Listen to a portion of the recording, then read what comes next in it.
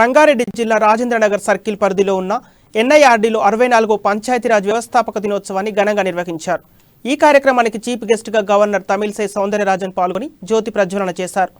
రాష్ట్రంలోని ప్రతి జిల్లాలో గ్రామీణ అభివృద్ధి శాఖ అధికారులతో సమీక్ష సమావేశం నిర్వహించారు. గ్రామాల్లో అభివృద్ధి కార్యక్రమాలు చేపడతామని, ప్రజల్లో అవగాహన సదస్సులు ఏర్పాటు చేసి చైతన్యవంతం చేస్తామని ఎన్ఐఆర్డీ డైరెక్టర్ నరేంద్ర కుమార్ తెలిపారు.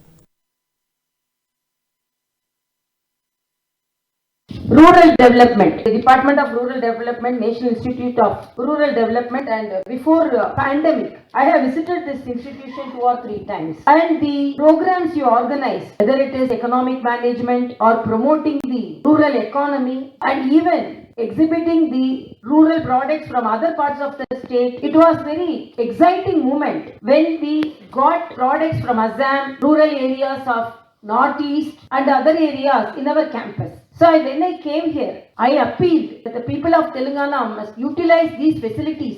అభివృద్ధి ఏవం పంచాయతీ రాజ్ సంస్థ 66వ స్థాపనా దివసం ఫౌండేషన్ డే మేము సెలబ్రేట్ చేస్తున్నాము. దీనికి భాగంగా తెలంగాణ గవర్నర్ గారు వచ్చి మా ప్రోత్సహించి మాట్లాడారు. గవర్నర్ గారు public awareness rural development programmes గురించి పెంపొందించాలని చెప్పారు. అదే మార్గంలో మేము పనిచేస్తున్నాము. ఎన్ఐఆర్డిపి అన్న మా సంస్థ ministry of rural development Panchayati Raj కి ఒక థింక్ ట్యాంక్ గా పనిచేస్తుంది. మేము ఆల్మోస్ట్